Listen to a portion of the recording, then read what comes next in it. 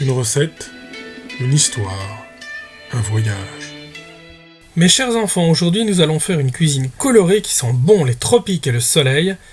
Des forêts d'érable rouge du nord des États-Unis, nous prenons la route plein sud. Aujourd'hui, notre escale culinaire nous conduit en Colombie. Au menu de ce 6e numéro d'une recette, un voyage, une histoire, empanadas de plátano. Como cuando a mí me cantan una canción colombiana. Quand je dis que nous faisons la route entre le nord des USA et la Colombie, c'est vraiment le cas, puisque c'est notre amie Anna, colombienne, mais qui vit à Chicago, qui m'a indiqué cette recette. Une recette qui n'est pas typiquement colombienne, mais disons des contours de l'équateur américain, des Caraïbes au nord de l'Amérique du Sud, puisqu'on la retrouve aussi avec des variantes bien sûr au Nicaragua ou à Porto Rico par exemple.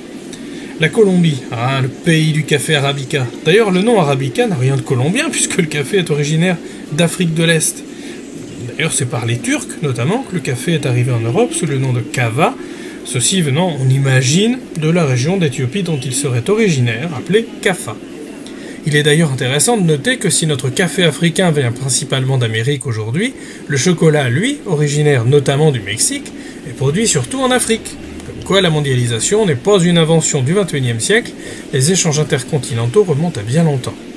Pour en revenir à nos empanadas, car notre recette n'est pas à base de café, il va falloir cuire 3 bananes plantains à maturité dans de l'eau bouillante, ou les couper en 3 ou 4 morceaux avec la peau. Quand celles-ci commencent à se fendre, vous les retirez de l'eau, vous enlevez la peau, et vous écrasez avec de la farine de blé jusqu'à obtention d'une pâte suffisamment élastique pour pouvoir la travailler. Dans une poêle, vous mettrez du beurre à fondre, auquel vous ajouterez 2 tomates en dés, un demi-oignon rose ou rouge, une gousse d'ail écrasée, un demi-oignon blanc et vous mettez à cuire en ajoutant ensuite un petit bouquet de coriandre fraîche. Vous mixez le tout et vous obtenez une sauce sofrito. Vous l'ajouterez à du bœuf haché, mélangez bien le tout, salez à votre convenance. Puis, comme pour des chaussons, vous étalez un peu de pâte, y déposez une cuillère à soupe de viande saucée, fermez le chausson, vous faites frire jusqu'à ce que ça soit bien doré, ça sent déjà bon, et ainsi de suite. Vous pouvez déguster les empanadas de plantain avec du riz blanc, par exemple. Un grand merci à notre amie Ana Torres pour la recette. Et puis, puisque nous évoquions la Colombie et son arabica, je prendrais bien un petit café, moi.